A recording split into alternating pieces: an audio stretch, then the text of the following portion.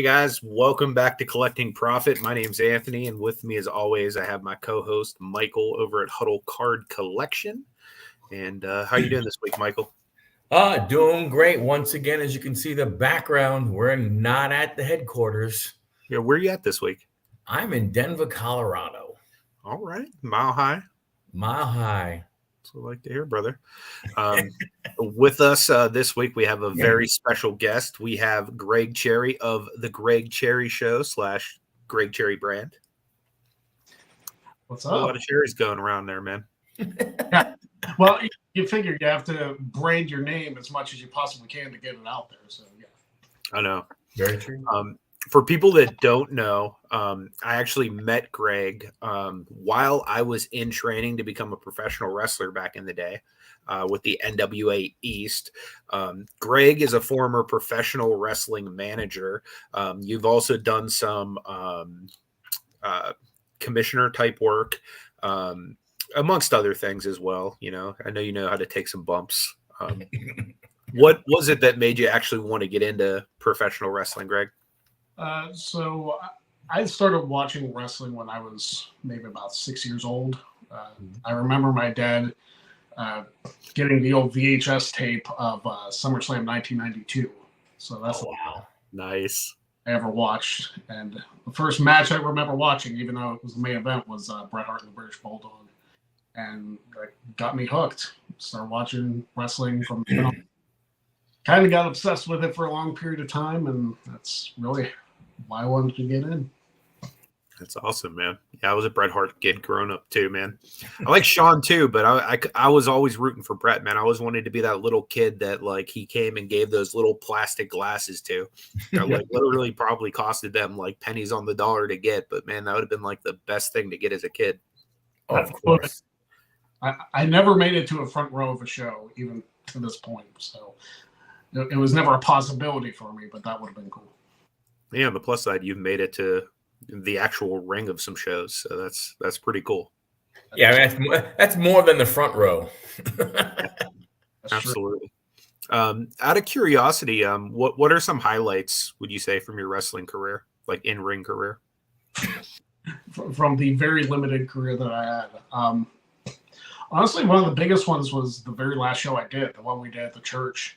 Where I kind of booked myself to compete in a Royal Rumble match. So that's something I've always wanted to do.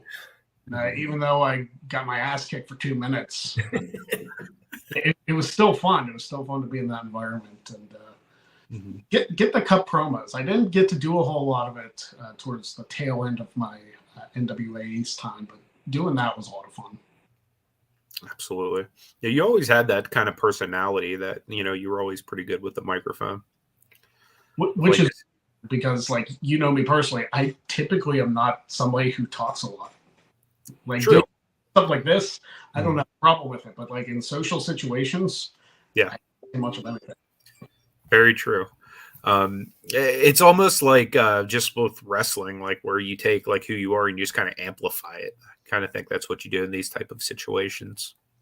Yeah, you almost have to, because if I would just walk in there and not say anything, nobody would pay a ticket for that. Yeah, people may want refunds for something like that, but in wrestling, you just have to bring out your personality and, like you said, crank up the volume to 100. Absolutely, man. What's up, Dom? Your buddy Dom in the house. I'm sure at some point he's going to ask you about socks. Dommy. He's a resident sock collector. Great to see you, brother. We got Titus in the house all the way from Japan. Good to see you, brother. Appreciate you being here as well. But yeah, I mean, how did you get into managing? What's that? How did you get into managing? Well, that was part of my wrestling training. So I am not the most athletic person in the world. So more of my gift was being able to talk for the guy I was managing. So it was really, I was able to take the bumps. I feel like it can tell the story now, being out of the wrestling business for like 9 years. I feel like I kind of cheated them in getting into the business, because some people had to pay a lot of money, and I feel like I paid less than 25% of what I actually had to pay. So I kind of fleeced them a little bit to get in, but nice. Yeah. Is it the same kind of process as to become a wrestler? Do you have to go through anything to become a manager from that standpoint?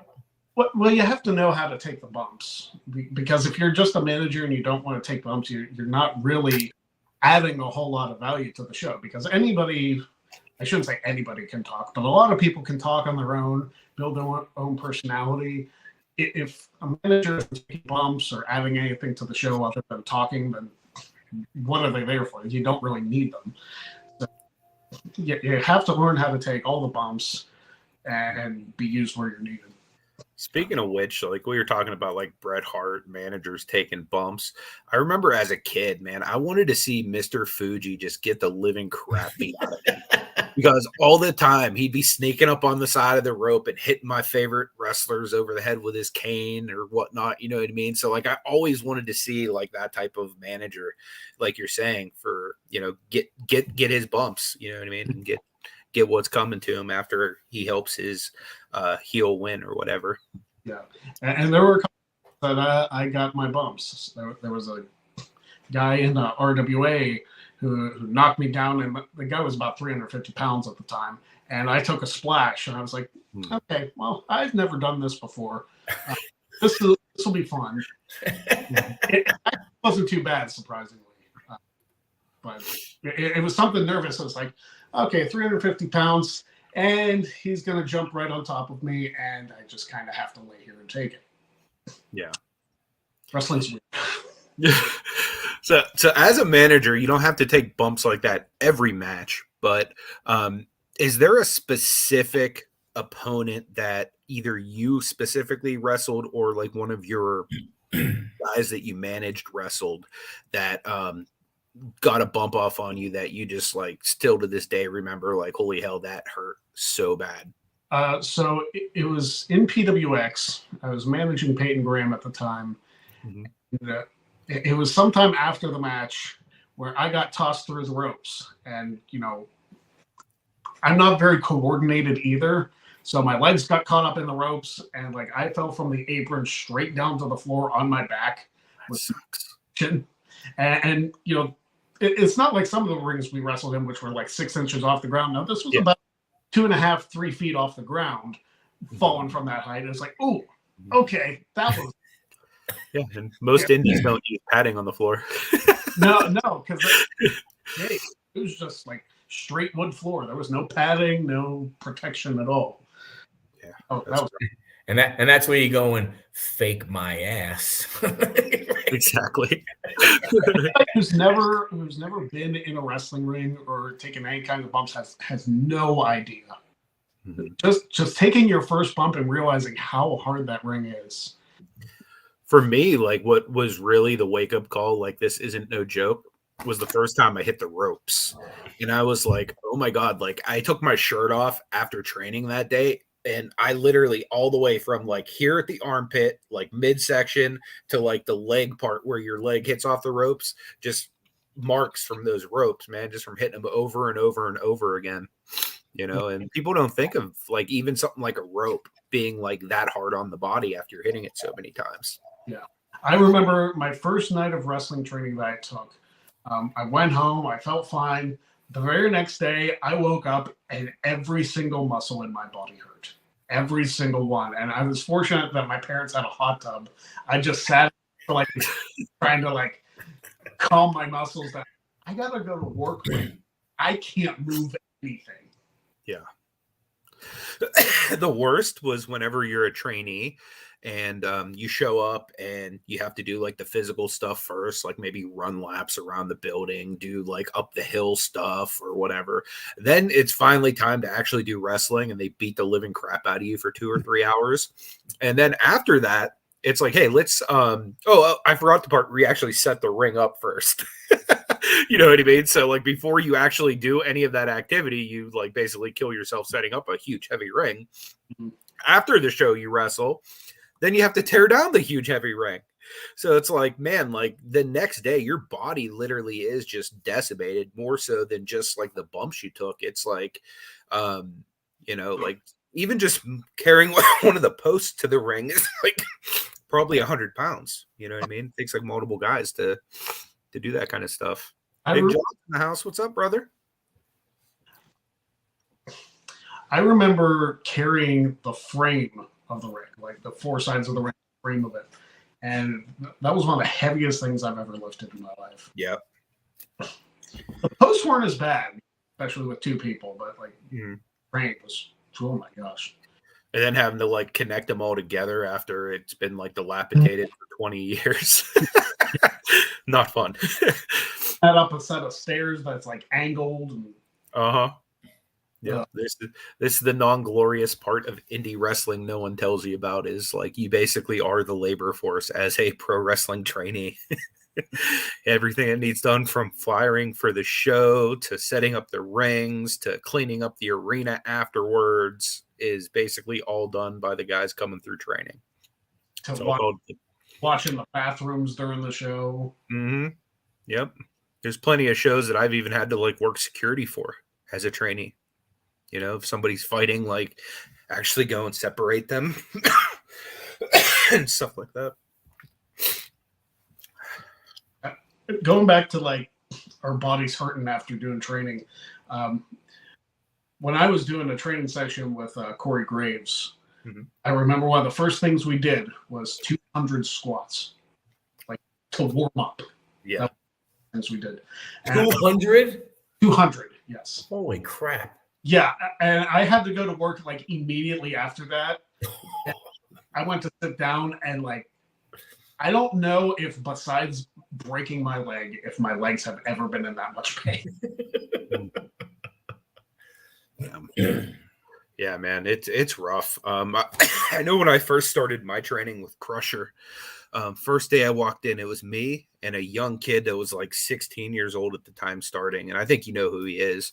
I don't really want to like blow his spot up publicly, but Crusher goes, "Hey man, I don't know you or anything, so don't take this personally. But this young kid has such a cocky attitude on him. We're going to drive him into the ground. And because you're starting with him today, we're going to drive you into the ground too." So he literally, my very first day, I'm like there with like my ex-wife, who I'm not even married to yet. And literally like he makes me run around the building until I vomit. I'm just like, dude, seriously? And then by the time we get inside and I have to actually start running the ropes, I literally thought I was going to die. It was awful.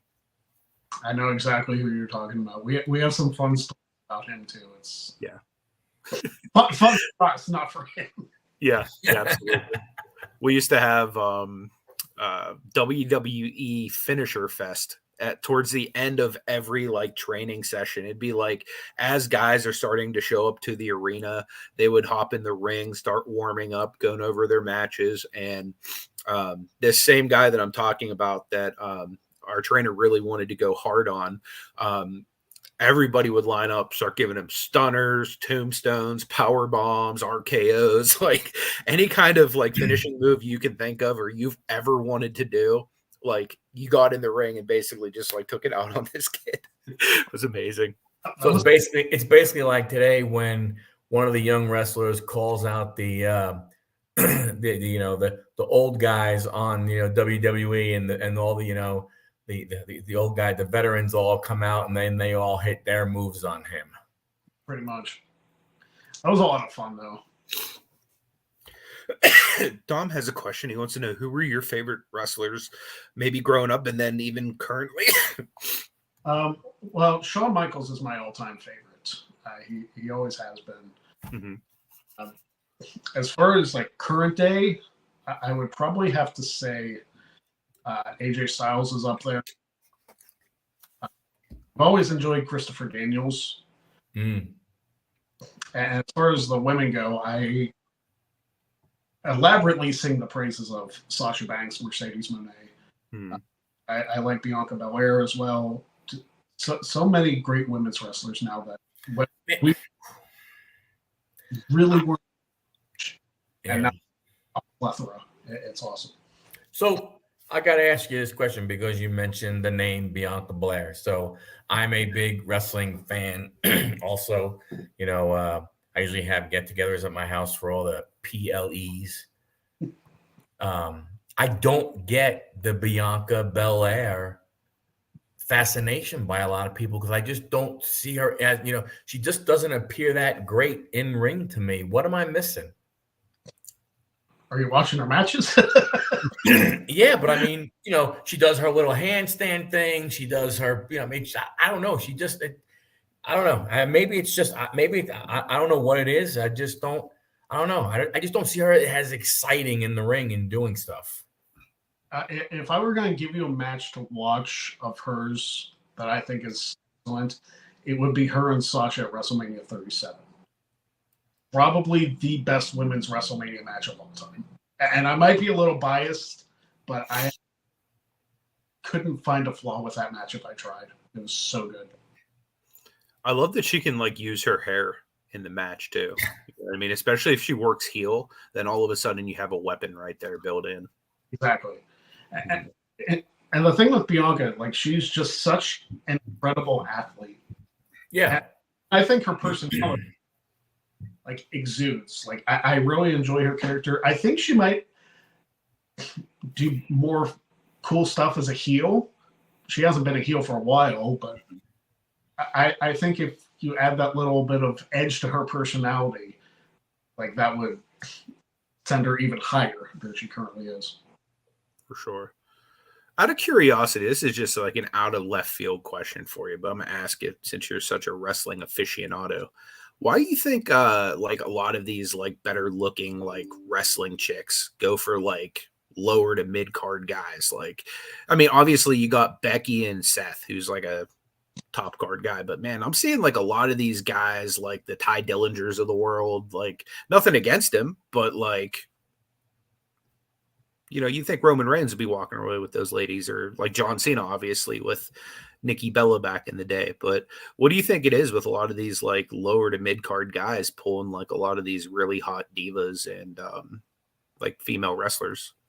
Well, I don't think it's as much of a like step for the women to date like higher card guys because they're making it on their own accord. Yeah. Need like the rub of the main event guys, and maybe they just look for somebody they really click with. That would be my guess, because going back to Bianca and Montez Ford, fantastic couple. They're married. I'm trying to think. I'm pretty sure I heard somewhere that Tiffany Stratton is dating Ludwig Kaiser. I don't know if that's. We got Zelena and Aleister Black. Yes, Megan and Aleister Black are married. Adam Cole, Bebe, and Dr. DMD. I'm pretty sure they're engaged. So yeah, it's one of those things where if you find somebody you really like and somebody you click with, that their status on the card is kind of irrelevant. Yeah. I always kind of wondered that, like, man, these guys must really have some swagger, or must be like really packing, that like the Cenas of the world are, not walking around with these girls on their arm. You never know. Some of them may not want it because, like Greg said, they want to be able to move up the ladder on their own. Like, I mean, you think about it, we really didn't hear about Becky and Seth until Becky was, arguably she might be pretty far at this point, depending on how you like actually rank women's wrestling. But like, I think right now, like for maybe the better part of the last 5 years, I feel like a lot of the women's storylines are every bit as good as the men's, if not better in a lot of situations. Like, I'm like loving Charlotte Flair, you know what I mean? Getting to relive some of the old Nature Boy Ric Flair stuff, you know what I mean? You can kind of see, in her mannerisms and, her character and stuff like that, you know what I mean? And just like all of the women that came up, in that same generation, Greg's brought up Sasha as well, but I mean, you figure Bailey is super underrated. Asuka, man, like internationally, like, man, I feel like if somebody like Asuka like could be better understood in like the American market, she would be like a super mega star. You know what I mean? Like, I just feel like there's a little bit that gets lost in like the translation barrier. But man, she is just so underrated. Like this women's division is just stellar in my opinion. And it may be an unpopular opinion, but I am not a fan of Charlotte Flair. And that part of that might be her booking. Part of that might be the fact that her gimmick has been the same for the last 8 years. Mm-hmm. It's kind of run its. I need to see something different from Charlotte. She's not evolving with the times. Mm-hmm. And it's. She keeps getting all that damn work done, so she can't be be out in the ring. You know, whether she's getting new stuff done all the time on her, on her body, it's like she has to be gone for 6 months as she comes back. And, she's almost like a part-timer, to be honest with you, when you look at, her right now. And part of me wonders if with her husband, dad with AEW now, if they're trying to lure her over there. I wouldn't be surprised. They'd have to probably throw the bag at her for her to consider that, I'd imagine.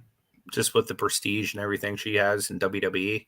It seems like anytime they get somebody good to like come and sign with them, or if there's going to be some kind of big like match they want to promote, like Charlotte's always like the first person that they want to put in the ring with someone on the female side of things, at least from what I've seen.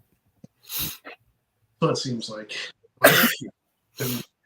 Am I following anybody on the indies? There is so much wrestling out there. I barely have enough time to follow the stuff that's on TV. And with working and renovating a house and, being married, I don't even know if I was single, if I would have enough time to watch all the wrestling there is, because there is a ton of it. Absolutely. I would have to take probably a paid full-time position to watch that much wrestling. And what are my favorite wrestling shows to watch? I was just watching Dynamite before I came up here. That's one I try to catch every week because Raw can sometimes feel a little bit repetitive with some of the stuff they do. And Dynamite is an easier watch for me. Yeah. I would agree with that. It's a little bit more fresher, in my opinion. Do you still get to go to any indie shows, or are you mainly just going to some like WWE, AEW where you can? I feel like the last indie show I went to was when Peyton Graham won a singles championship, and that was like 2015. Nice. So that was the last one I've been to. I've been to a couple Dynamites. I'm hoping to go to WrestleMania in Philly. That would be awesome. I just went to the one in LA. It was the first time I went to WrestleMania. It was awesome. There you go. That would have been a fun one to go to. I went to the one in Miami. It was me, Jen, and Travis Fane. We went down. That's awesome. WrestleMania. That was a good time. Then in Pittsburgh, you and I went to see Royal Rumble that one year. I believe Batista won it. Yep, Batista won. That was CM Punk's last WWE match. Mm-hmm. Now, because who knows with him. But yeah, the Royal Rumble is my favorite event of the year. I love the Rumble. So I was happy it came to Pittsburgh and then we got to go to that. Yeah, you always had a really fun game to play with it too, where you got to pick numbers and then those numbers correlated to whatever wrestler came out at that pick. And it was almost like fantasy wrestling. It was pretty cool. It's funny because like on the Greg Cherry show, like the week of the Rumble, like the show before the Rumble, mm-hmm. I actually do like a little bit of a kind of like a 50-50 pool where you like donate money, you get to pick a number, and if that number wins, then you win some money. I think it's pretty cool. That's pretty cool. We did for this last Rumble. One of the people in the wrestling community was having trouble paying some of their medical bills. So we did the 50-50 for like the people who got the money, but we did the rest of the money, like the money that we didn't give out, and we just gave it to her for her medical bills. So I thought that was a really cool thing to raise money for. Yeah, that is pretty cool. Yes, so just as you guys can see, this is over We're on Facebook. This is where Greg's show goes live every Wednesday, 7 p.m. Eastern time. So if you guys want to go give him a follow over there, Greg Cherry Brand is where you're going to find it. The show's called The Greg Cherry Show. How long have you been doing this show for, Greg? So I started doing The Greg Cherry Show in 2020. I got laid off from one of my positions, and during the pandemic, it was basically impossible to find work. Yep. It took me over a year to find a job. So I was like, you know what? I want to do the YouTube thing. I want to do the YouTube live thing. And for me, it felt like, as somebody who is very quiet, as somebody who's very reserved, people don't hear my opinions on things very well. So I wanted to use that as an outlet to let my opinion wrestling, whether it was on sports. I try to avoid politics like the plague because I can't stand them. But if it comes up, I will generally rant on it and then be done because it's like, hey, stupid. And I have more shirts that say so. But yeah, it was something that I wanted to do. I'm glad it's grown to the ability where I could talk about serious topics. Like tonight, I did a show about wrestling, which I thought a fantastic forum. It's probably one of my favorite shows I've ever done in the last 3 years. So after this show, if you guys want to check that out, feel free. It was the episode. I was actually listening in, man. Some of your guests were very informative. I didn't know who a lot of them were, but they really knew a lot about wrestling, and it was really refreshing to hear some of their perspectives. Absolutely. And it's one of the things that I feel like, as a guy who sees a lot of mistreatment of women in the wrestling space and the wrestling space, like, why are we doing this? You know, why are we degrading or just ignoring the contributions that these women have when odds are they're going to be a lot better than the contributions a lot of guys have? You know, they're willing, smart.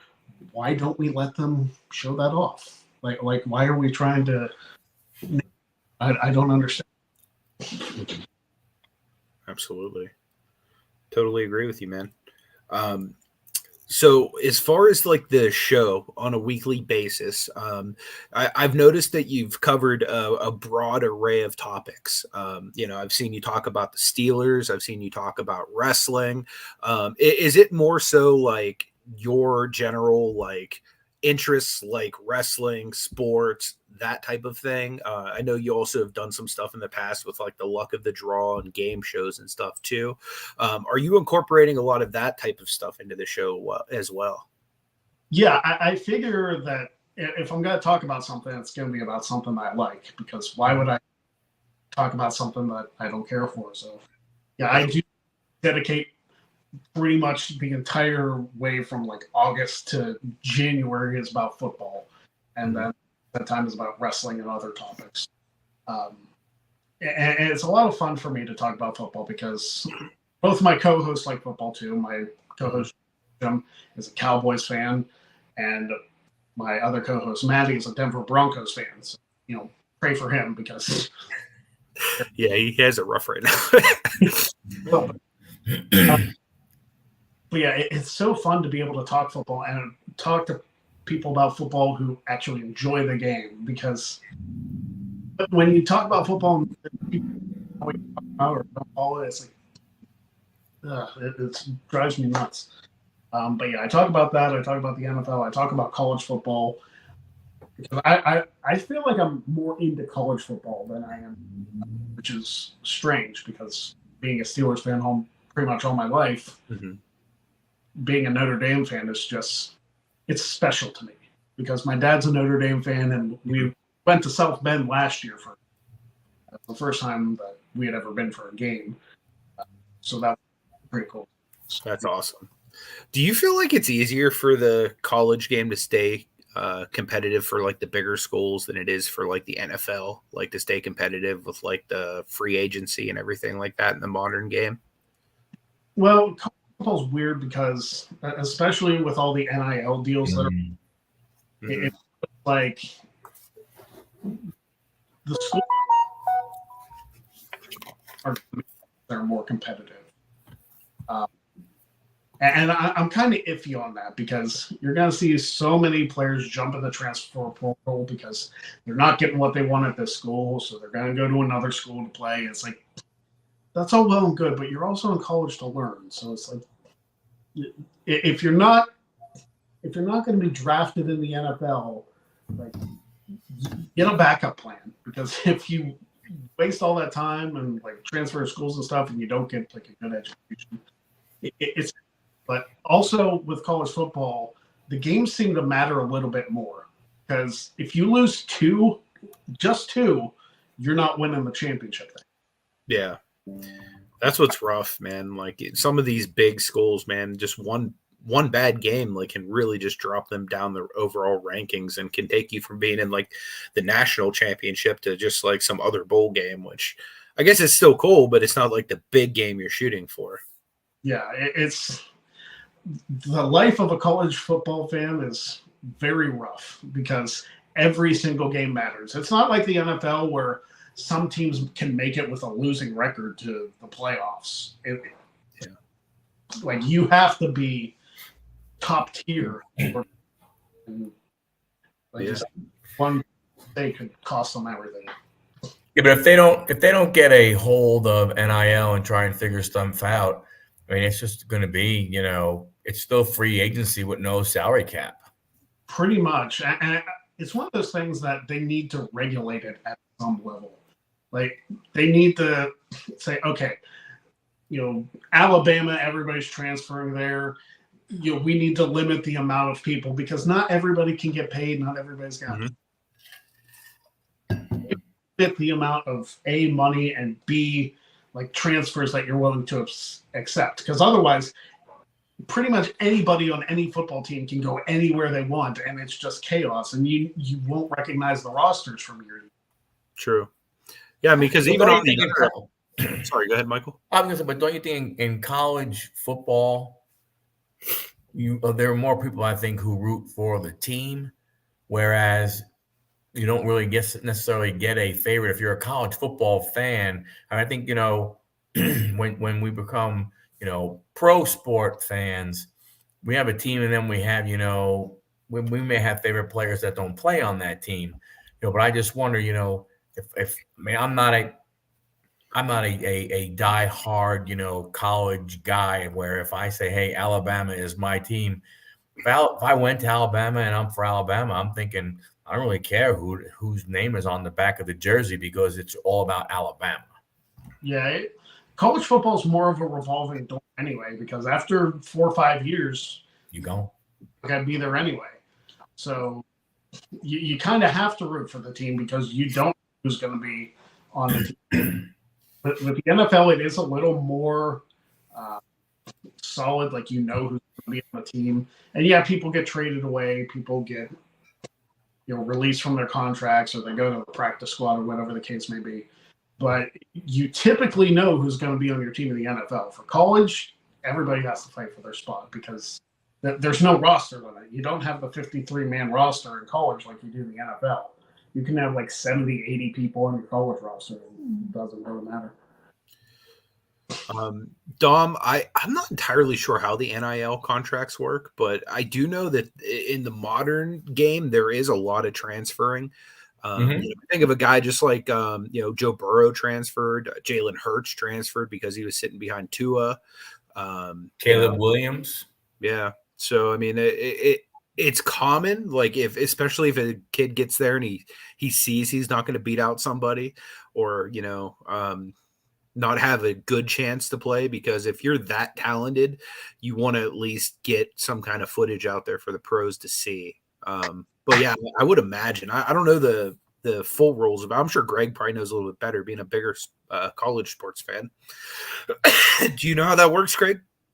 I'm not exactly sure because there's a lot to it.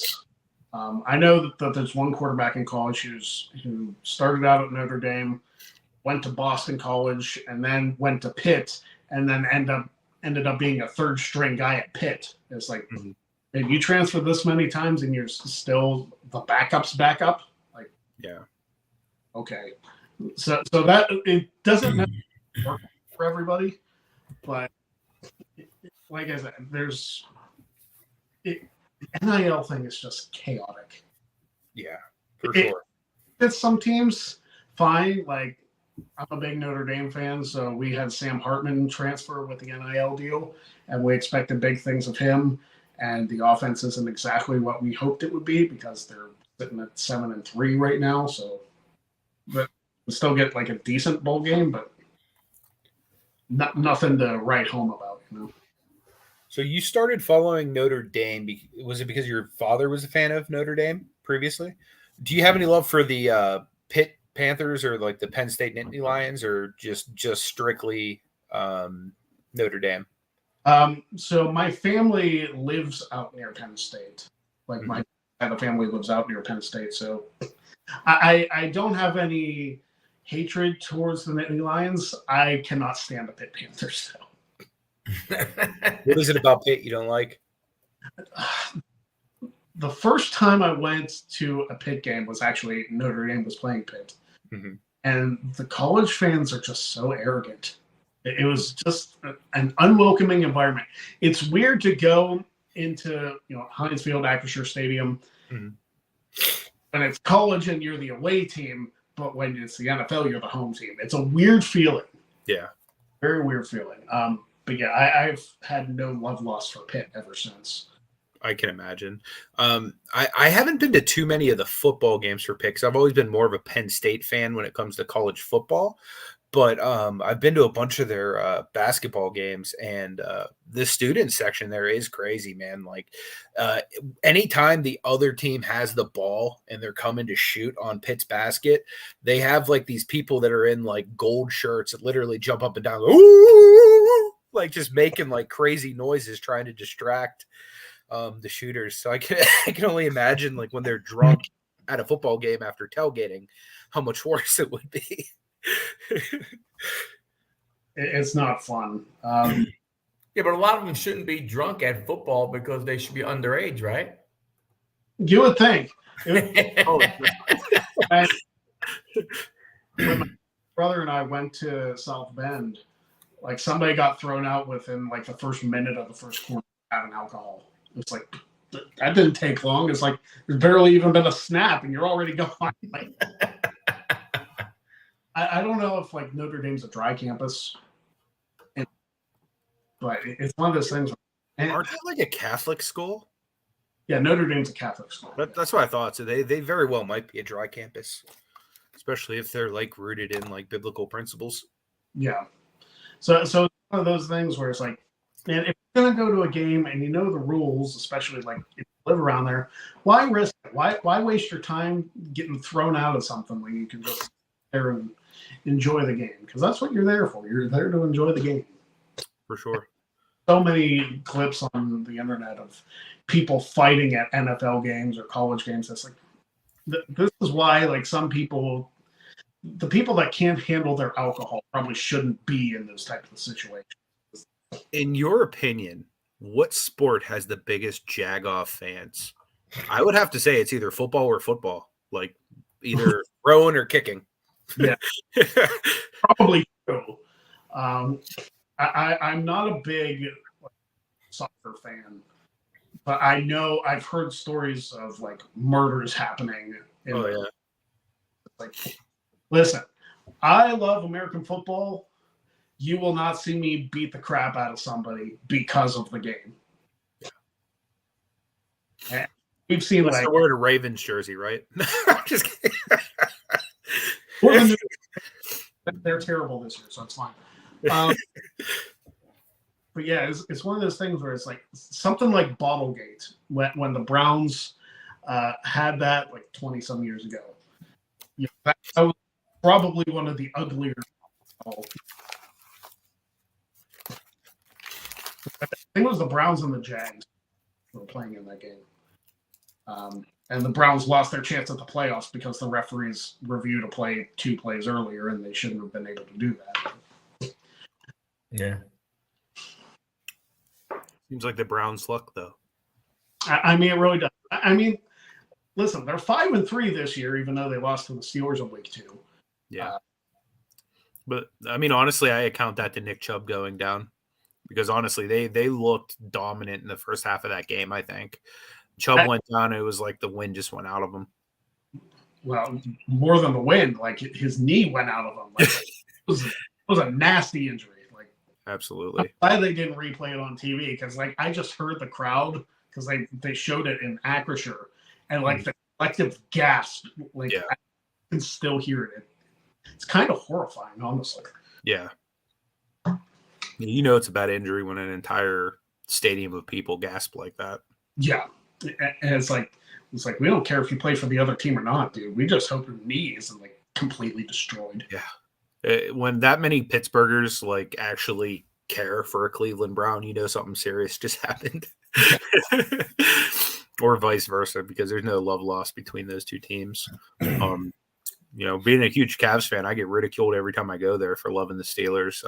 I was just at the game on Sunday versus the Warriors, and I was telling my girlfriend, like, yeah, like I'd come here like throughout the LeBron years, and anytime they would want the fans to boo, they would put up a picture of Ben Roethlisberger, you know, who plays for the Steelers. And it's like, don't they know he's from Finley, like right down the street? But meanwhile, it's because he's a Steeler that they boo. And on Sunday, they actually, you know, they're not throwing up Big Ben anymore now that he's not active playing. They just threw up a Steeler logo, and everybody just started going wild booing. I remember going to a comedy show one time. It was Frank Caliendo, and he asked somebody in the crowd where they were from, and they said Cleveland, and the entire place booed. That's awesome. I feel bad for Cleveland though, man. Like they're a loyal group as far as like sports fans, and they have a raw deal, man. Like you just think year after year. I was watching a documentary on my way back from Hawaii on the plane, and it was a 30 for 30, and I put it on because I thought it was about the 2016 Cleveland Cavaliers winning the championship. I'm like, oh, sweet, I'm gonna watch this. 90% of it was like Cleveland Browns, Indians, and like literally it's like them getting all the way to the end, and then just like the rug just getting pulled out from under them for like 90 minutes, like straight. And I'm like, man, like I feel for them. Like, you know, like especially with some of like the really good teams they had back in the day with like a Bernie Kosar at the helm, you know. And I mean, I'm not complaining. My Steelers are still, you know, doing pretty well against them. But man, that fan base has been through a lot. Well, even the year that the Browns beat us in the playoffs and almost beat Kansas City, probably a game that they could have won. So that was probably like the closest thing that they had in recent, pretty much since they rebooted the franchise in '99. That was probably like the closest thing they had to like, hey, they can possibly do it. Yeah. And then the following year, they're at the bottom of the division. It's like, well, okay, you're back to being the Browns. So. Pretty much.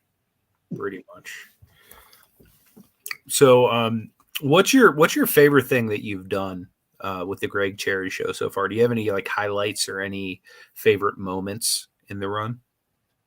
Well, tonight's episode was a really fun episode, and it was one of the few times I've actually had like a serious topic of discussion on the show. Because typically, like the show consists of me doing wrestler entrances and goofy stuff like that. We've done karaoke on the show. I don't know how familiar you are with Sean Ross Sapp, who does like not very.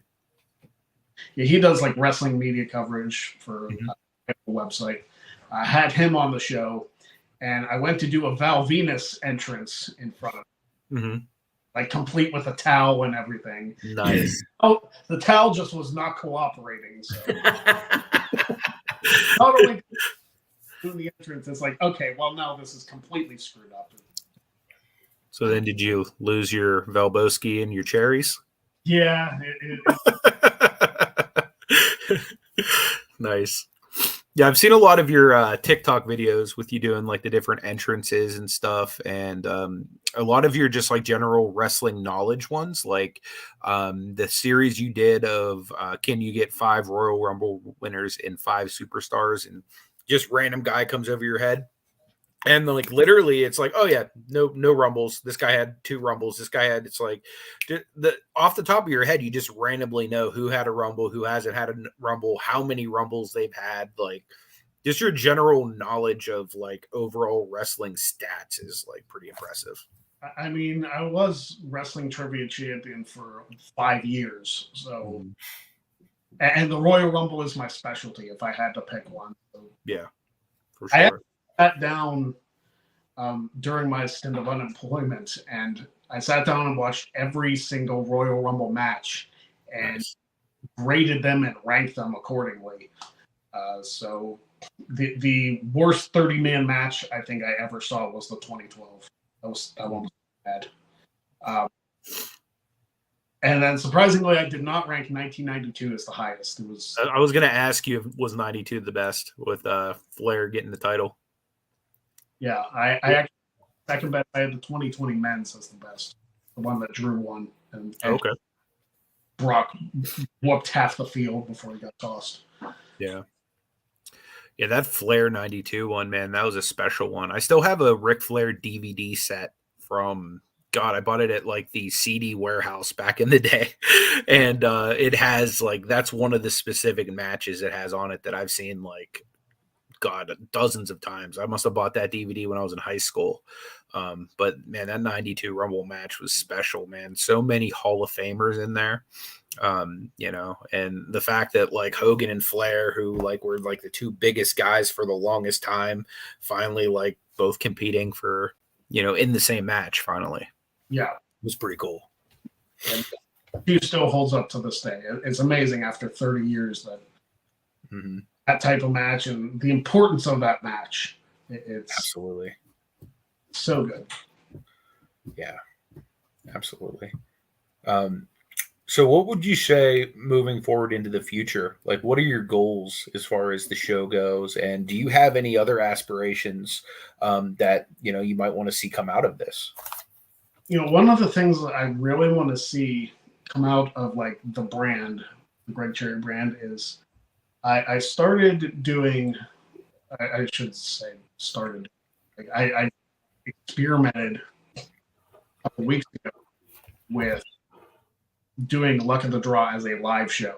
I've never done it before in nearly 15 years of doing the show. That was the first time I ever did it live. And it seemed to be very popular. Everybody involved had a good time. It's like, okay, this could be something. I could invite, you know, bigger name guests and try and more like attention on that show, because Luck of the Draw is just a goofy game that reminds me of my childhood. It reminds me of the days of watching like Double Dare and Figure It Out on Nickelodeon, and my love of poker and playing that, and just combining those 2 elements is such a weird combination, but it works so well. For people that haven't seen Luck of the Draw, can you describe like how the game's actually played? Yeah, it's pretty easy. Like if anybody's ever played Texas Hold'em poker, it's similar to that. Nobody bets stuff.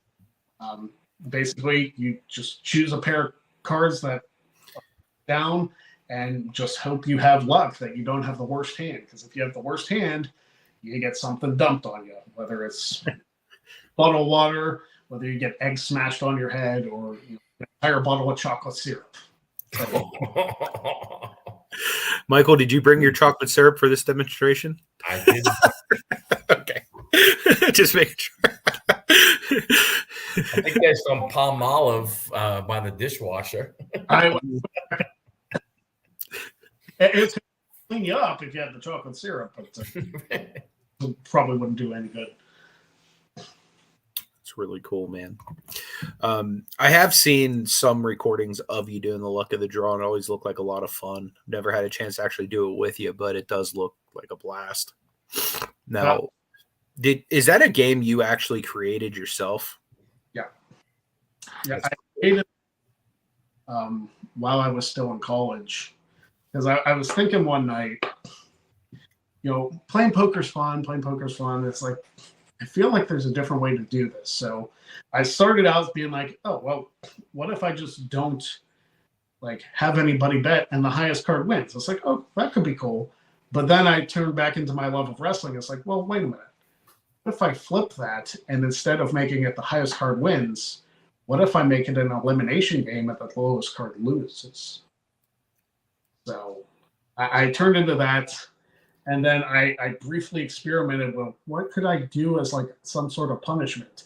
Mhm. And like for a brief second, I had like strip poker in mind. But then you thought of guys like me and Michael, and you're like, yeah, that's not going to work. Be something that could air on like Yeah. me. So I had to think of something a little more family friendly. Yeah. Like, hey, watching Double Dare and seeing people get slimed, that could work. And it seemed to work for me. Yeah, that's awesome, man. That's really cool. You've always been like a really big fan of like game shows. Is that what inspired you to like want to create one of your own? Yeah, I have been a fan of game shows. Hoping to get on one someday. I think that would be incredible. If I don't get luck of the draw on the air first, I would definitely like. What's the number one game show that you would want to be on? Wheel of Fortune. Nice. And you've actually applied for them before, haven't you? I actually auditioned last year. That's awesome. Because they were doing the WWE week on Wheel of Fortune. I was like, that would have been perfect. If there was any week built for me, that would have been it. I did not make the cut, but there's still hope out there. What's it like going through an audition process with them? For me, it was nerve-wracking because it was like, hey, I've been watching this show my entire life, and now I have to audition. I solved pretty much every puzzle that they threw in front of me, but nice. I don't know if the audition process is just about solving the puzzles or if it's your energy or what it is. So. Yeah. Do you get to meet Vanna or anyone like that? Not on that call. Like I probably wouldn't get to meet Pat or Vanna unless I made the show. And well, if I don't make the show this year, I probably won't meet Pat at all. Yeah. Are you still actively trying to get on the show this year? Yeah, I actually sent in another audition tape like last week. That's awesome, man. Good luck to you. I hope I get something. If anybody watches this, go and blow up Wheel of Fortune's DMs. Tell them you want to see the Greg Cherry brand grace the show. I'm just surprised. I never would have thought it was an audition. I would have thought it's hey. I mean, honestly, I just figured they'd pick people out of the crowd. There have actually been like thousands of people who auditioned. Like I remember when I first got the email for WWE Week, and I saw like hundreds of people just in that week auditioning. So they get, I'm sure, thousands upon thousands of people who want to audition for the show. Yeah. And a lot of them don't make it because there's only a finite amount of people you can put on. Yeah. I see it's like a Price is Right, Hey, Greg Cherry, come on down. You get to spin the big wheel. I mean, that would be fun. Like I wouldn't mind going on the Price is Right either. That would be fun. I would not be good at Jeopardy. My trivia, unless it was like wrestling based, is not. Well, hey man, with the Game Show Network, there's got to be a show on there you can get on. Probably. I've actually thought about submitting game show ideas because Luck of the Draw is not the only idea I have. I've had ideas other shows I'd like to say, but since Game Show Network is like owned by Sony and Wheel of Fortune is owned by Sony, it's like kind of want to get on Wheel before I try that because if I work for Sony, then I can't be on Wheel, and it's just makes sense. I was actually just going to ask you too, like before you answered that, have you thought about trying to get a job with one of these companies to be a host on one of these different shows? I feel like the host would have to go through an audition process, but even if I was like working with like creative as far as, I think that would be a blast. Oh heck yeah, man, that'd be really cool. Yeah, and you have the background like with like, isn't your degree in like video editing and like stuff like putting together shows? Yeah, I have a broadcasting degree. That's what I thought. Yep.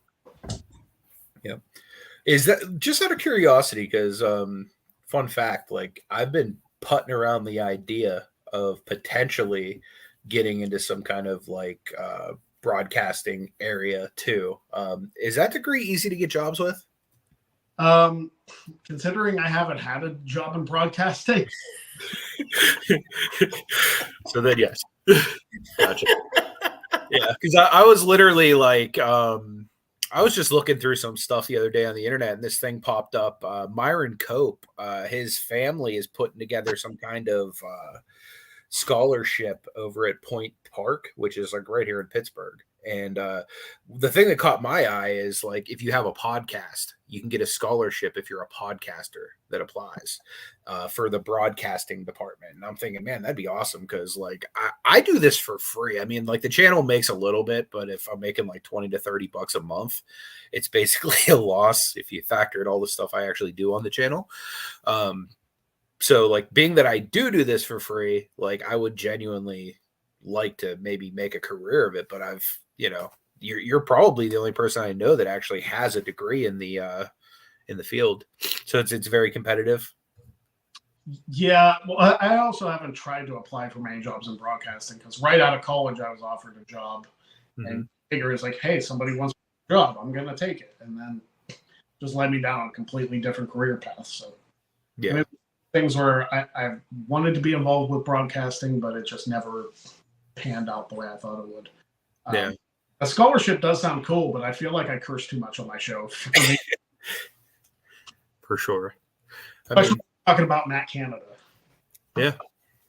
I mean, how can you not curse talking about Matt Canada? I literally I was asking other people that are fans of different teams besides the Steelers, did they show your offensive coordinator as much as they're showing Matt Canada on the Steelers? Because it seems like almost in between every play they're showing me this guy's face, and it's like, are you trying to trigger me right now? Like, what is happening? And now they actually have the guy on the sideline, which is like, good God, showing him even more now. It's one of those things where Steelers won the Super Bowl, we'd still be like, fire Matt Canada. Pretty much, yeah. What do you think about what's going on with George Pickens right now with his, not being happy with not getting the ball enough? Do you think that's like an Antonio Brown thing, or do you think it's something that can be caught early? I feel like they should give him the ball more, and that's not just because he's on my fantasy team. But I think it's blown out of proportion. I really do. I feel like they're trying to look for something that isn't there, and I feel like Pickens has a better head on his shoulders than AB did. Of course, AB's head was forearmed off his head. Correct. Yeah. I remember some stories after AB left where they were talking about kind of where he went from being Antonio to being AB, where he kind of went from being a good player to like a superstar player. And I'm wondering if Tomlin is trying to kind of nip it in the bud before, George kind of gets to that point, because George has that ability, is he going to be AB? Probably not, because AB, all things considered, might be like a top 10 receiver of all time. Like if you factor in like what he actually did statistically, granted, he doesn't have the championship pedigree like some of these other receivers do, but I mean, you can't really deny what he was able to do in his career before he went crazy. It's that his ring is with the Buccaneers and not the Steelers. I know. It's sad, man. So many opportunities, man, that the Killer Bees could have had. Like if he didn't go crazy and Le'Veon didn't think he was worth way more money than he actually was. Well, imagine if we would have had the Killer Bees and prime TJ Watt on defense, Cam Hayward and Mika. Yeah, put the Killer Bees on the team we have right now. We're a Super Bowl champion. Yeah. Mm-hmm. I don't know. Canada might screw up that offense pretty good. The beautiful thing, though, is I feel like Big Ben would just tell him to get bent. That would probably be the thing. Ben would be like, no, we need to go ahead and run these plays. Or, Ben would audible probably 75% of the time. Yeah. Be like, I can't hear you. I'm calling my own stuff. Yeah. I feel like towards the end of his career, Ben kind of had that Peyton Manning carte blanche with the team where he could just kind of do or say what he wanted. Yeah. When you win 2 Super Bowls with the team, you kind of trust the guy. For sure. Yeah, I mean, I was just saying in our last episode, man, I miss Big Ben so much. I like Kenny Pickett, but dude, he's not Ben. Like Yeah. I don't even think he's like a half a Ben. I don't even Well, think. but I think here's something you have to take a step back from. Other than the Green Bay Packers and the San Francisco 49ers, how many really had a Hall of Fame type quarterback followed by a Hall of Fame type quarterback? There's very few out there that have been able to do that. When you think about, what I'm saying, when you're talking about a one, I mean, Ben's either the number one or number two quarterback all time of Pittsburgh. Anybody who comes after that is going to have a hard time unless you were, unless you have Hall of Fame potential. Yeah. I mean, my team's been looking for that since 1969. True. Very true. From that standpoint, I mean, I think that's, that's one of the hardest thing, the hardest thing in sports is that, it's very hard for us because we want our teams to be good, but then we won't want them to be too good. So look, it's like I always say this with my team. If the football gods are not going to have us win the Super Bowl this year, then let us suck ass so we can get a good draft pick. Don't give me none of this freaking 8 and 9, 10 and don't give me that middle road crap. If you're not going to win the Super Bowl, you need to suck ass so you get a good top 3, top 4 pick. Now, I understand you still got to make a good pick, but at least opportunity is there to give you a shot at a good player rather than picking number 20 and going, oh, what the hell are we going to do? That's pretty much what Steelers do every year for the most part. Yeah. We got lucky that year. We got 11th and ended up with Ben. Most of the mocks had us getting Philly Rivers, so I'm glad that we ended up with Big Ben. I mean, Phillip Rivers probably wouldn't have done terrible in Pittsburgh. Oh, I'm sure he would have done fine. I mean, he was a solid quarterback. He just wasn't Ben. Yeah. He just didn't have a ton of talent around him either. True. That was a class, though, coming out with Ben, Rivers, and Eli. Yeah. Could arguably be 3 Hall of Famers. I'd say maybe Rivers is a little bit fringy since he doesn't have a Super Bowl. Still can't believe Eli has 2. And they're against Tom Brady. And who he That's beat. The best part. That is the best part. That's the crazy part. Mm-hmm. Basically, signed, sealed, and delivered his ticket to Canton by doing that. Especially if you look at a lot of his other years of his stats, mm-hmm. It's sad because he's going to get in when, again, if he doesn't get those 2, he's probably nowhere, near being a potential, Hall of Famer. Yep.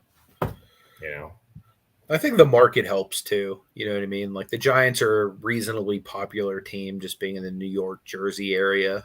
So that doesn't hurt. I'm surprised, honestly, though, like the Jets aren't more competitive being a New York team. But then again, like look at the Knicks. They're constantly trash and they're a New York team. Owners. No offense being that they're your teams, but you know what I mean? Like you think of like Los Angeles, right? Like the Lakers, they're even if they're not great, they're either competitive or they're getting a lot of draft picks. You know what I mean? Like the Dodgers, you know what I mean? Like these big market teams like are able to draw in like the free agents because they want that type of lifestyle, or you know what I mean? They have more money that they're able to give to the player or whatnot. You have to realize something here. If you go back just a few years ago, all right, you have Woody Johnson as the Jets, probably close to the worst owner in football. You had the Wilpons, most definitely the worst owners in baseball. And then you have, the name escapes me, but the guy, of the Cablevision guy, definitely the worst owner in basketball. Mm-hmm. You had 3 of the worst owners in their respective sports in the city of New York. It's friggin' ridiculous. It was horrible. I mean, Dolan, yes, you have Dolan, and the only reason why Dolan is there is because Papa Dolan rules Cablevision on Long Island. He was the guy who started the whole Cablevision and has more money than he can go ahead and think of. Dolan doesn't give a crap about the Knicks and stuff like that.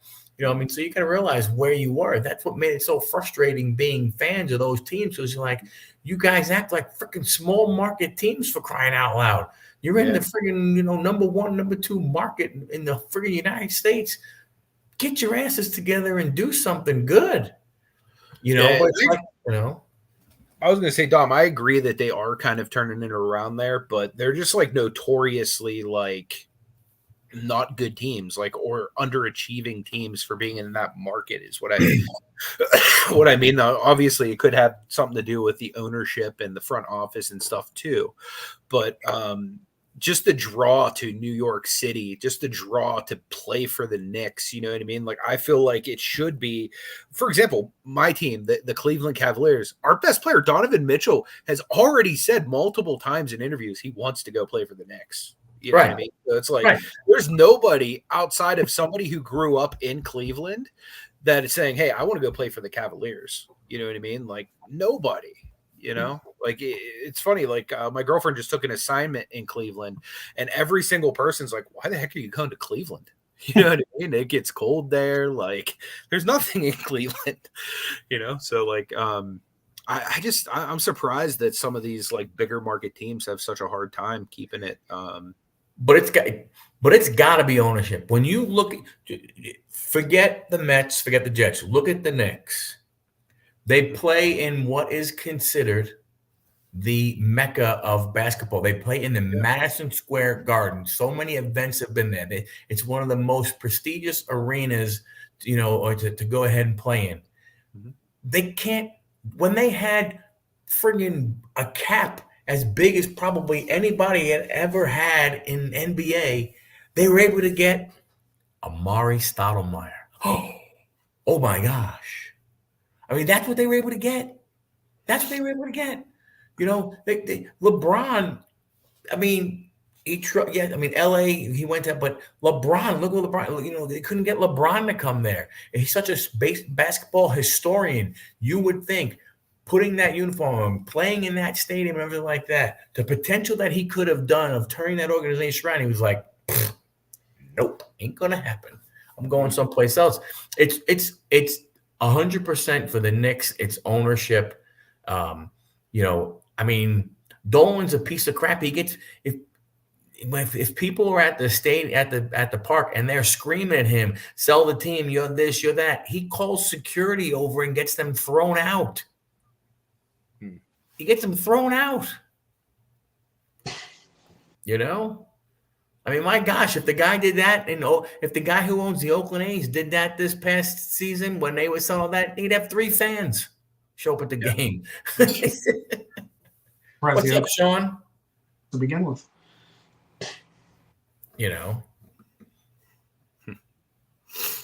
It's the frustration of being a fan. Yeah, absolutely. Is there anything that we haven't touched on yet tonight, Greg, that you'd want to talk about? Anything you have going on personally that you want to share? Or anything that you'd like to promote?